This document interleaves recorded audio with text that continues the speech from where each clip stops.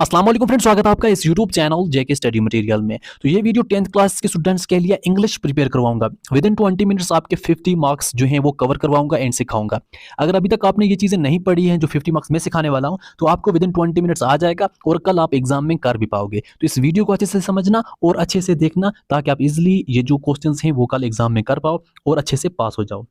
जैसा कि यहाँ पर आप देख सकते हैं, आपके पेपर में पैसेज राइटिंग होती है, 3 क्वेश्चन होते हैं 15 मार्क्स के। वो कैसे करने हैं वो सिखाऊंगा। ग्रामर आपका 15 मार्क्स का होता है जिसमें models, articles, relative class, speeches, fill in the blanks कुछ होता है। तो ये चीज़ें आपको सिखाऊंगा, ये भी आपको इजीली समझ आ जाएगी। यहाँ से 15 मार्क्स मिलेंगे। राइटिंग स्किल्स आपका 20 मार्क्स का होता है, जहाँ से आपको मैसेज लिखनी होती है, लेटर लिखनी होती है, notice, dialogue, paragraph and article होता है। तो इन सबको यहाँ पर आप ऐड करोगे तो आपको बनेंगे 50 मार्क्स। टोटल आपका पेपर होता है 80 मार्क्स का, जिसमें 30 मार्क्स आपके यहाँ पर सब्जेक्ट से, बुक से होते हैं। तो आप जब बुक पढ़ोगे वहाँ से आपको सिर्फ 30 मार्क्स मिलेंगे, मगर यहाँ पर आपको बुक्स पढ़ने में बहुत टाइम लगता है। जो आपका ये चीज़ें 50 मार्क्स हैं वो हम विद इन 20 मिनट्स ही सीख लेंगे। तो ये सब मैं आपको सिखाऊंगा, वीडियो को अच्छे से समझना।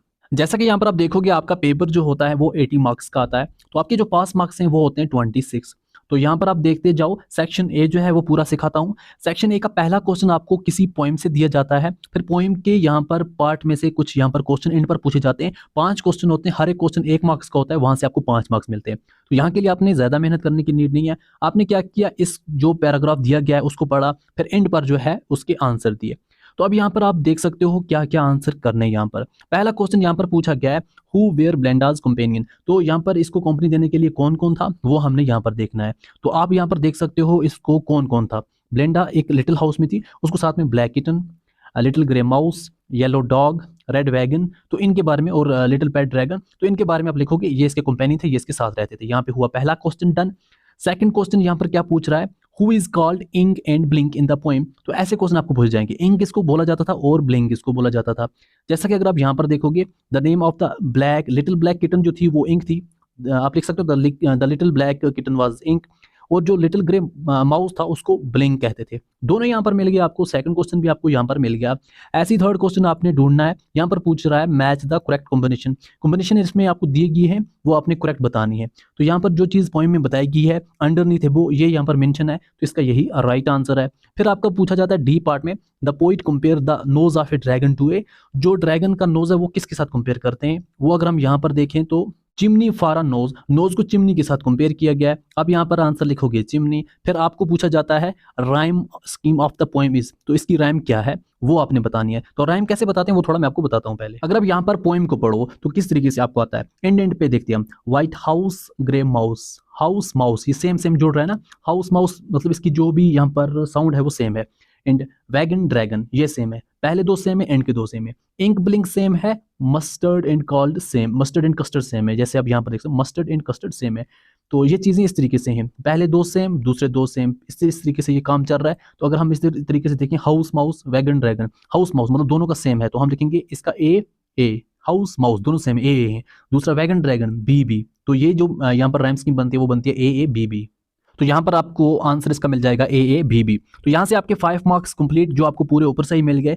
ऐसे अगर आप सेकंड क्वेश्चन पे जाएंगे वहां पर भी आपको एक पूरी पैसेज पढ़नी होती है, फिर एंड पर आपने आंसर करने होते हैं। तो जो भी यहाँ पर इसके क्वेश्चंस जो हैं वो आपको ऊपर से मिलते हैं, आंसर्स जो भी हैं वो भी ऊपर से मिलते हैं। जैसे मैं आपको इसका एक पार्ट दिखाऊंगा, बाकी आप खुद समझ लेना। द स्पीकर इन द एबो पैसेज सेलिब्रेट्स, किसके बारे में बात कर रहा है, तो पूरा भी आप पढ़ सकते हो। यहाँ पर ह्यूमन डिग्निटी के बारे में, यहाँ पर है ह्यूमन डिग्निटी के बारे में ये सब बताया जा रहा है। तो बाकी ऐसे ही आप ये चीज़ें देखोगे, जैसा कि बाकी वर्ड भी ऊपर यूज हुए हैं वो आप देख सकते हो। मैं आपको यहाँ पर लास्ट एक दिखाता हूँ, अपोजिट का जो है विक्ट्री का अपोजिट क्या है। तो विक्ट्री आपको सबको पता है विक्ट्री किसे बोलते हैं, तो उसका अपोजिट क्या होगा, उसको अपोजिट जो होगा वो डिफीट होगा।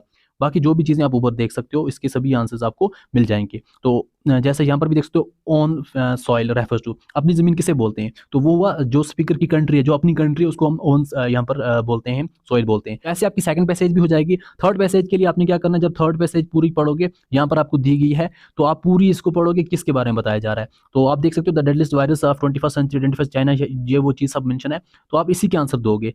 आपको बोला जा रहा है the corona virus was first identified in, कहाँ पे आइडेंटिफाइड हुआ, ऊपर आप देखोगे तो आपको आंसर मिल जाएगा। वैसे भी सबको पता है, ऐसे आप देखोगे आइडेंटिफाइड इन चाइना, तो पहला आपका आंसर आ जाता है चाइना। ऐसे आप सेकंड क्वेश्चन देखो, यहाँ पर भी आपको ऑप्शन दिए गए हैं, name the countries most affected by कोविड-19, कौन कौन सी कंट्री जो है वो यहाँ पर कोविड-19 से इफेक्ट हुई। तो ये सभी जो पार्ट हैं, इस सभी इसका आंसर है, क्योंकि आप बोलोगे खुद से कैसे बता दिया, तो यहाँ पर ये पूरा मेंशन है। यहाँ पर आप देखो यूनाइटेड स्टेट है, ब्राज़ील है, बाकी भी आप यूके है, तो यहाँ पर ढूंढ सकते हो। ये सब जो है कोरोना वायरस से बहुत मतलब इनको प्रॉब्लम हुई थी। आपको बोल रहा है यहाँ पर ये चीज़ ट्रू है या फॉल्स है। लॉस ऑफ टेस्ट और smell is one of the more common symptoms of corona virus. तो कोरोना वायरस का ये एक बहुत ही कॉमन सिम्टम था कि स्मेल चले जाना या टेस्ट, तो ये बिल्कुल ट्रू है, तो इसका आंसर लिख सकते हो। तो कोलोसल का सिनोनिम क्या है वो आपने बताना है, तो इसका सिनोनिम होता है ह्यूज, बिग, मतलब सेम मीनिंग। फिर आपको बोल रहा है suitable title for the passage, वहां पर कोरोना वायरस के बारे में बोला जा रहा है, आप कोरोना वायरस के बारे में लिख सकते हो गया टाइटल भी।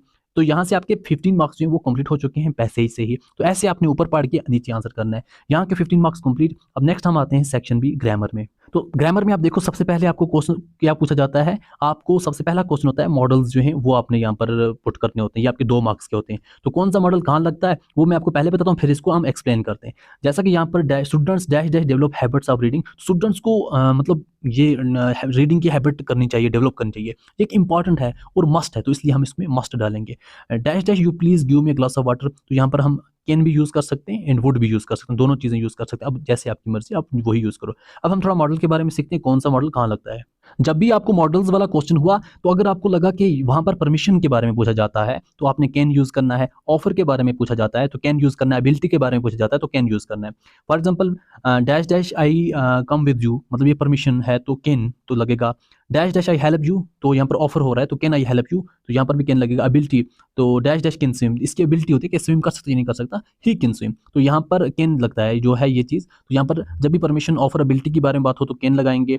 जब किसी टाइम रिक्वेस्ट या पॉसिबिलिटी की बात हो तो कुड लगाएंगे। रिक्वेस्ट मतलब हम रिक्वेस्ट करें किसी को, I use your phone, dash dash I use your phone, can I use your phone, तो यहाँ पर आपको लगेगा कुड, क्या लगेगा, could I use your phone, क्योंकि यहाँ पर रिक्वेस्ट की बात हो रही है तो आपको यहाँ पर रिक्वेस्ट में क्या करना है, कुड लगाना है। पॉसिबिलिटी में she dash dash finish her object, तो मतलब पॉसिबिलिटी उसकी क्या है, she could finish her project, मतलब पॉसिबिलिटी है कि वो अपना प्रोजेक्ट जो है फिनिश कर सकती है, इसलिए वो पॉसिबिलिटी वाला कोई भी आपको हुआ तो कुड लगाना है। फिर आपको यहाँ पर नेक्स्ट हुआ मस्ट के बारे में। मस्ट कब लगेगा, तो जब कोई चीज़ मस्ट हो, मतलब जो इंपॉर्टेंट हो। You dash dash drive carefully, you must drive carefully, आपको केयरफुली ही चलानी है, ये मस्ट है, अगर केयरफुली नहीं चलाओगे एक्सीडेंट हो जाएगा। तो जब भी आपको ऐसी सिचुएशन हो जब मतलब मस्ट ही हो, जो आपके लिए बहुत इंपॉर्टेंट हो, तो वहाँ पर मस्ट ही लगेगा। शुड, एडवाइस के लिए आपको शुड लगाना है, तो जैसा कि you should take umbrella in case it rains, जब भी किसी को एडवाइस देनी है तो आपको शुड लगाना है। और शैल और विल कब यूज़ होता है वो थोड़ा देखो। फॉर एग्जांपल मैं इस रूम में बैठा हूँ, यहाँ पर कोई भी है, तो यहाँ पर अगर मैं किसी के बारे में बात कर रहा हूँ, जिसके बारे में बात कर रहा हूँ वो यहाँ रूम में है नहीं, जिसके बारे में बात कर रहा हूँ वो रूम में है नहीं, तो वो हुआ थर्ड पर्सन, क्योंकि वो है नहीं, वो हुआ थर्ड पर्सन। तो मैं बोलूँगा मतलब मैं किसी को बोलूँगा कि वो कल श्रीनगर, कल कहीं वो जाएगा, ही विल गो, क्या लिखेंगे वहाँ पर, ही विल गो, जब क्योंकि यहाँ पर वो बंदा है नहीं कि वो जाएगा, ही विल गो, क्योंकि उसके वो सामने हमारे है नहीं, तो वो हुआ थर्ड पर्सन। जो मेरे सामने है, मैं यहाँ बैठा हूँ, मेरे सामने जो बंदा बैठा है, हम उसको बोलेंगे सेकंड पर्सन। तो जब उसके बारे में बात करेंगे तो वहाँ पर भी हम क्या लगाएंगे, विल लगाएंगे। जब भी किसी और बंदे के बारे में बात करेंगे वहाँ पर विल लगाएंगे। जब हम फर्स्ट पर्सन हो, मैं अपने बारे में, जैसा कि मैं बोलूँगा आई शैल या वी शैल, मैं खुद को साथ में इंक्लूड कर रहा हूँ, तो यहाँ पर हमने शैल लगाना है। तो फ्यूचर की बात कर रहे हैं तो शैल और विल लगाना है। तो आपका मॉडल्स, ये आपके 2 मार्क्स आते हैं, तो वो हुए क्लियर। नेक्स्ट आपको होगा आर्टिकल। आर्टिकल में जैसे आप यहाँ पर देख सकते हैं, पहला क्या, dash dash sun rises in the east, second है I give him dash dash fresh orange. जैसा कि यहाँ पर आपको 2 जो चीज़ें पूछी गई वहाँ पर आर्टिकल्स में क्या आएंगी वो देखते हैं। सन के बारे में है तो यहाँ पर हम लिखेंगे the sun rises in the east. B, I give him dash dash fresh orange, तो यहाँ पर हम लिखेंगे I give him a fresh orange, क्योंकि एक ऑरेंज की बात हो रही है तो एक ए आएगा, तो बहुत ज़्यादा की बात हो नहीं रही, इसलिए ए फ्रेश ऑरेंज। तो यहाँ पर ये चीज़ें हुई आर्टिकल। अब आर्टिकल सीखते हैं कौन सा जो आर्टिकल है वो कब कहाँ लगता है। देखो ए हमारा लगेगा बिफोर कॉन्सोनेंट साउंड, जब भी कॉन्सोनेंट साउंड के बारे में बात करेंगे तब ए लगेगा, जब भी साउंड कॉन्सोनेंट होगी तब ए लगेगा उससे पहले। तो कॉन्सोनेंट वर्ड का हम नहीं बोल रहे, कॉन्सोनेंट साउंड का बोल रहे हैं। जैसा कि आप वॉवल की बात करें, ए ई आई ओ यू, तो ये हमारे ए ई आई ओ यू सिर्फ वॉवल वर्ड्स हैं। तो जब वॉवल साउंड, इनका साउंड आएगा तब हम एन लगाएंगे, जब इनके बिना कोई और साउंड आएगा तब हम ए लगाएंगे। कॉन्सोनेंट साउंड पर ए और वॉवल साउंड पर, ए ई आई ओ यू वाले साउंड पर हम एन लगाते हैं। जब हमारे पास रिवर्स, मोनूमेंट्स, ओशंस या फिर कंपास वाला, हम बोलेंगे the north, the south, the east, the west, या रिवर्स किसी के बारे में the Ganga, the Yamuna, monuments कोई जैसे द ताजमहल, तो ओशंस किसी के बारे में होगा द इंडियन ओशन। तो ऐसे ऐसी जब भी हमारे पास चीज़ें होंगी द लगाएंगे। जब हमें कोई टाउन सिंगल, ये सिंगुलर होगा किसी टाउन के बारे में, कंट्री के बारे में, स्टेट के बारे में, तब हम कोई भी आर्टिकल यूज़ नहीं करेंगे। तो ये आपके लिए सिंपली बता रहा हूँ, बहुत सी चीज़ें होती हैं इसमें भी, तो ये आपको सिंपली हम एक्सप्लेन करते हैं ताकि कल आप इजीली एग्जाम में ये लिख पाओ। 3 मार्क्स का आपको क्वेश्चन आता है सिंगल सिंगल मार्क्स में, इसने आपने रिलेटिव क्लास करना होता है और सेंटेंस को रीराइट करना होता है। तो यहाँ जो भी आपको क्वेश्चन दिए उससे पहले मैं आपको रिलेटिव क्लास ही सिखाता हूँ। जैसा कि यहाँ पर आप देखो रिलेटिव क्लास के बारे में, तो हमें क्या होता है, जैसे पहले हम एक पॉइंट देखते हैं यहाँ पर, हमें यहाँ पर 2 सेंटेंस होते हैं, उसको हम एक में चेंज करते हैं। जैसा कि यहाँ पर लिखा है I sent an email to my brother, फिर सेकंड है my brother lives in Australia. तो मैंने अपने भाई को क्या भेजी, मेल भेजी, मगर मेरा भाई कहाँ रहता है, ऑस्ट्रेलिया में रहता है। अब इसको एक बनाना है, पूरा एक सेंटेंस बनाना है, तो उसके लिए हम क्या करेंगे, ये पूरा सेम लिखेंगे, I sent in email to my brother. यहाँ तक पहला सेंटेंस पूरा यहाँ तक कॉमन आ जाएगा। अब माई ब्रदर, अब किसके बारे में हो रहा है, एक ह्यूमन बीइंग के बारे में हो रहा है, तो वो जो है इसी के बारे में यहीं पे बात कर रहे हैं। तो हम यहाँ पर क्या लिखेंगे, माई ब्रदर के बारे में क्या लिखेंगे, माई ब्रदर की जगह फुल स्टॉप और माई ब्रदर को खत्म करेंगे, यहाँ पर हम लिखेंगे who lives in Australia. I sent an email to my brother who lives in Australia. तो इसको खत्म करने के लिए, इसको एक सेंटेंस बनाने के लिए हमने यहाँ पर हु लगाया। तो जब भी ह्यूमन बीइंग हमें होगा तो हम यहाँ पर हु लगाएंगे। तो a lion is an animal, full stop, it is very strong. ये अब लाइन के बारे में बात हो रही है, ह्यूमन है नहीं, तो a lion is an animal यहाँ तक पूरा लिखा। तो अब इट मतलब लाइन की बात खत्म हुई, तो हम यहाँ पर लिखेंगे विच इज़ वेरी स्ट्रांग, क्योंकि ये ह्यूमन है नहीं, तो यहाँ पर विच आएगा। फिर the girl speaks Hindi, full stop, her mother write poem, 2 हैं। The girl whose mother writes whose, देखो यहाँ पर होगा हुज आया, क्योंकि यहाँ पर एक गर्ल जो है, इस पहली लाइन में गर्ल की बात हो रही है, दूसरी लाइन में उसकी मम्मी की बात हो रही है। जब इस तरीके से होगा, जब यहाँ पर गर्ल की बात हुई, वहां पर उसकी मम्मी की बात हुई, यहाँ पर लगे whose, the girl whose mother writes poem speak Hindi, वो लड़की जिसकी माँ पोएम लिखती है वो हिंदी बोलती है। तो ये चीज़ें हम लिख सकते हैं इस तरीके से। जैसे थोड़ा मैं आपको समझाता हूँ, जब भी आपको रिलेटिव क्लास का कोई क्वेश्चन आए, जब ह्यूमन के बारे में बात हो, जब उसी के बारे में बात हो हु, जब उसके किसी रिलेटिव के बारे में बात हो तो हुज या होम उस टाइम लगेगा, और जब नॉन ह्यूमन चीज़ हो तो दैट या विच लगेगा, जिसमें नॉन लिविंग में भी ये लगता है। जब टाइम की बात हो तो वेन लगेगा, जब प्लेस की बात हो तो वेयर लगेगा। अब आपको पहला है Simran give a dance program yesterday, फिर आपको आ जाता है comma and it's being appreciated by everybody. अब इसको चेंज करना है, तो हम इसको 2 तरीके से चेंज कर सकते हैं। एक तो हम लिख सकते हैं Simran give a dance program yesterday. अब किसके बारे में बात हो रही है, डांस प्रोग्राम के बारे में बात हो रही है। डांस प्रोग्राम ह्यूमन है नहीं, अब यहाँ पर लिखेंगे विच, फिर यहाँ पर क्या लिखेंगे, which is being appreciated by everybody. यहाँ पर Simran give a dance program yesterday. अब इसको खत्म करने के बाद हम लिखेंगे विच, क्योंकि डांस की बारे में बात हो रही है, विच is being appreciated by everybody. एक तो हुआ इस तरीके से। सेकंड, आप दूसरे तरीके से भी लिख सकते हो, the dance program which Simran give yesterday is being appreciated by everybody. तो पहले डांस, क्योंकि डांस की बात हो रही है तो डांस को हमने पहले लिखा, द डांस प्रोग्राम किसने किया, सिमरन ने, which Simran give yesterday is being appreciated by everybody, ये हुआ इसमें। फिर सेकंड आपको आता है mister Shah is not feeling well so he could not go to office and attend an important meeting. अब हम इसमें क्या लिखेंगे, कौन है, पहले हम मिस्टर शाह के बारे में बात हो रही है ना, तो मिस्टर शाह जो है, मिस्टर शाह हु, अब यहाँ पर क्या लिखेंगे, क्योंकि 2 जगह में इसको चेंज करना, तो पहले हम लिखेंगे मिस्टर शाह, पहले हम लिखेंगे who is not feeling well, could not, यहाँ पर आगे से वही, could not go to office to attend an important meeting, तो पहले हम इसको चेंज कर देंगे। फिर Sanna wrote a story it bagged the first prize in the creative writing competition. अब यहाँ पर किसके बारे में बात हो रही है, जो सन्ना ने स्टोरी लिखी थी, स्टोरी के बारे में बात हो रही है, स्टोरी की वजह से इसको प्राइज मिली। हम लिखेंगे यहाँ पर सन्ना, यहाँ पर Sanna wrote a story that, क्योंकि स्टोरी की बात हो रही है, that bagged the first prize in the creative writing competition. तो यहाँ पर इट के बदले दैट आ जाएगा, फुल स्टॉप खत्म हो जाएगा, तो यहाँ पर आपका जो रिलेटिव क्लास है वो कंप्लीट हो जाएगा। तो फिर आपको आता है यहाँ पर रिपोर्टेड स्पीच। तो रिपोर्टेड स्पीच पहले सीखते हैं क्या होता है। तो रिपोर्टेड स्पीच यहाँ पर डायरेक्ट और इनडायरेक्ट स्पीचेस होता है। एक तो यहाँ पर हमारी डायरेक्ट स्पीच होती है, किसी एक बंदे की जो उसने बोली होती है उसी के सेम वर्ड होते हैं। दूसरी इनडायरेक्ट होती है, जैसा यहाँ पर एग्जाम्पल के साथ है, शी सेड, फिर inverted commas, I am happy, उसने कहा मैं खुश हूँ। ये किसके वर्ड हैं, जो कामा में है वो उस किसी और के वर्ड हैं। तो उसने कहा मैं खुश हूँ। अब ये हुआ, मुझे किसने बोला, उसने कहा मैं खुश हूँ। अब मैं यहाँ पर इसको दूसरे तरीके से चेंज करके यहाँ पर लिखता हूँ इनडायरेक्ट में, शी सेड, यहाँ पर देखो शी सेड सेम रहेगा, इन्वर्टेड कामा खत्म किए, यहाँ पर मैंने दैट डाल दिया। तो यहाँ पर शी सेड दैट, अब किसके बारे में बात हूँ, शी वॉज हैप्पी, क्योंकि मैं किसी और के बारे में बात हूँ, she said that she was happy. तो उसने कहा कि वो खुश है। तो अब हम ये नहीं बोलेंगे आई एम, क्योंकि मैं अपना नहीं बोल रहा, मैं किसी और के बारे में बोल रहा हूँ। तो ये आई जो है वो शी चेंज हो जाएगा, और जो इन्वर्टेड कामास में दैट आ जाएगा। तो यहाँ पे लिए कुछ रूल्स भी हैं, जैसा रूल्स नंबर 1 है आपका, जब भी यहाँ पर इन्वर्टेड कामा के अंदर प्रेजेंट या फ्यूचर टेंस होगा तो वो चेंज नहीं होगा। प्रेजेंट एंड फ्यूचर टेंस जब वो चेंज, जब भी आपको कोई भी प्रेजेंट या फ्यूचर टेंस होगा वो चेंज नहीं होगा कभी भी। एंड सेकंडली आप देखो प्रेजेंट परफेक्ट जो है वो पास्ट परफेक्ट में चला जाएगा, जैसा कि शी टोल्ड, इन्वर्टेड कामा में आ गया, आई हैव बीन टू राज।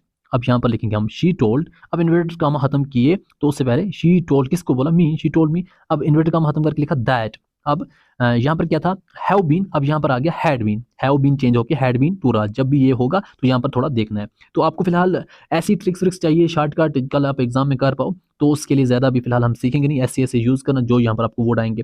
फिर यहाँ पर आपका प्रेजेंट कंटिन्यूस चेंज हो जाएगा पास्ट कंटिन्यूस में। प्रेजेंट कंटिन्यूस जिसमें इंगिंग होता है, इंग वाला वर्ड जो है वो देखना आपने। जब इज एम आर वाला इंग होगा तो इज एम आर में जो चेंज होके चला जाएगा वो आपको वाज वेयर वगैरह में चेंज हो जाएगा। जैसा कि she explained I am playing the guitar, तो उसने क्या एक्सप्लेन किया, I am playing the guitar. She explained यही लगा, इन्वर्टर्स का खत्म की तो दैट लगा। She was playing the guitar, am की जगह यहाँ पर वाज आ गया, सिर्फ इतना चेंज हुआ, एम की जगह वाज आ गया, बाकी वो दैट का दैट रहेगा। ऐसे ही यहाँ पर प्रेजेंट परफेक्ट जो है वो चेंज होकर पास्ट परफेक्ट चला जाएगा।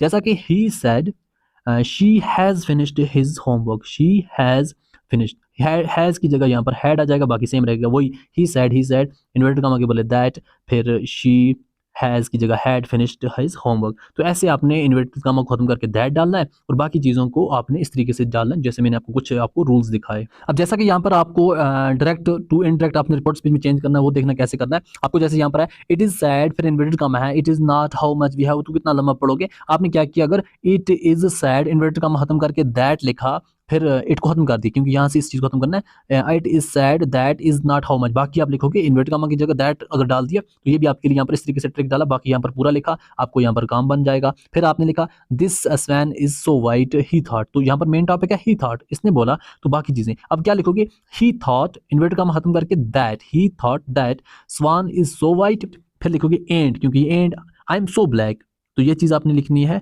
तो फिर आपने क्या करना, बाकी जो भी आपको लिखा है उसको पूरा लिख लेना है। तो ऐसे आपने इन चीज़ों को यूज़ करना है। तो ये ज़रूरी नहीं कि यही जो पूछा गया वही आएगा, तो वो आपको डिफरेंटली आता है। फिर आपने क्या करना है, नेक्स्ट क्वेश्चन आपको आता है कि आपने पंक्चुएशन मार्क्स, स्पेलिंग, टेंसेज और ये चीज़ें आपने क्या करनी है, नीचे देखनी है और वहाँ पर आपने आंसर करना है। आपने देखना क्या यहाँ पर सही है, क्या यहाँ पर गलत है। जैसा कि आपने क्या किया, पहला पढ़ा I enter the managers office and sat down, तो ये ऐसी आपको बाई मिस्टेक दिया चुका है। I have just lost 500 rupees and I felt very upset, तो इस वाली जो भी लाइन है इसमें क्या मिस्टेक है वो आपने यहाँ पर लिखनी है। कोई ज़्यादा मिस्टेक नहीं होती, या स्पेलिंग मिस्टेक या टेंस मिस्टेक होती है। तो यहाँ पर आई हैव है तो हैव की जगह यहाँ पर हैड आएगा, सिर्फ इतनी चेंज है कि हैव की जगह यहाँ पर हैड आएगा। फिर आपने नेक्स्ट लाइन देखनी है I leave the money in my desk, तो यहाँ पर आपको क्या आएगा, आई लीव की जगह यहाँ पर लेफ्ट आएगा। तो ऐसी माइनर चेंजिंग यहाँ पर है। फिर यहाँ पर आपने इसको देखना है, तो यहाँ पर आपका जो है सी वाला पार्ट, तो सी में आपको जो है यहाँ पर जो मेन चीज़ है ही कैन डू नथिंग, तो यहाँ पर कुड आएगा क्योंकि हम पूरा जो है पास्ट की बात कर रहे हैं, तो ये सब कैन वाला कुड बन जाएगा। फिर आपका देखो he start to complain about, start की जगह स्टार्टेड आएगा, STARTED स्टार्टेड आ जाएगा। फिर यहाँ पर ये स्टार्टेड आपको यहाँ डालना है। फिर यहाँ पर जो बट वाज है, वाज की जगह यहाँ पर इज आ जाएगा। तो ये चीज़ें आपको यहाँ पर फिल करनी है। ऐसे आपने मिस्टेक ढूंढनी है कि इस सेंटेंस में क्या मिस्टेक है वो आपने फिल करनी है। ग्रामर के बाद आपका डायलॉग राइटिंग आता है, राइटिंग स्किल में पहले जो 3 मार्क्स का होता है। तो डायलॉग राइटिंग जो है वो आपको कोई ये नहीं कि आपको जो पूछा गया वही सेम लिखो, तो आपको जो माइंड में आता है वो लिखना है। जब इंटरव्यूअर जो है वो क्वेश्चन पूछ रहा है, तो जब हम इसका पहले आंसर देखेंगे वो क्या बोल रही है, मैम जो है वो अपनी जॉब के बारे में बोल रही है, तो इसका मतलब वो जॉब के बारे में पूछ रहा है। Why do you think you dash dash, तो अब हम इसको कुछ भी वर्ड लगा सकते हैं क्योंकि उसकी जॉब के बारे में पूछ रहे हैं। Are suitable for this job, और सुइटेबल फॉर दिस, क्या आप मतलब आप क्यों आप सोचते हो कि आप सुइटेबल हो इस जॉब के लिए, तो वो अपने बारे में बताती है कि इस वजह से। इंटरव्यूअर पूछता है what is your dash dash, अब क्या नाम थोड़ी पूछता, अगर नाम पूछता तो नीचे लिखती है IMC मैम, तो I have done my post graduation in botany, तो इसका मतलब पूछा आपकी क्वालिफिकेशन क्या है, तभी इसने अपनी क्वालिफिकेशन बताई। इंटरव्यूअर पूछ रहा है what is your teaching experience, तो I have a teaching experience, आप कुछ भी लिख सकते हो, 5 ईयर 2 ईयर 3 ईयर, वो आपकी मर्जी है।